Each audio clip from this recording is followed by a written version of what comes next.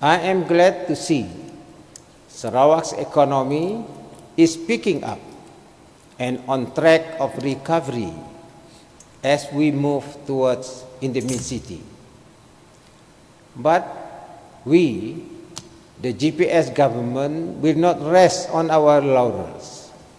We will continue to bring more development to Sarawak and fight against all odds and challenges that may come our way.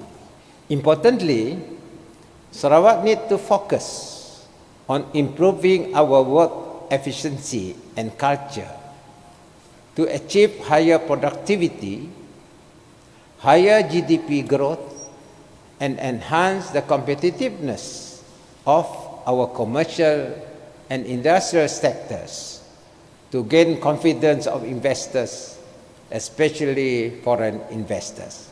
Sarawak government will continue to provide the impetus for driving Sarawak's economic growth by improving basic infrastructure and transportation, air and sea connectivity and accessibility, development of talents through better system of education and training, increasing the pace towards digital economy, and uplifting the standard of living of the rural population.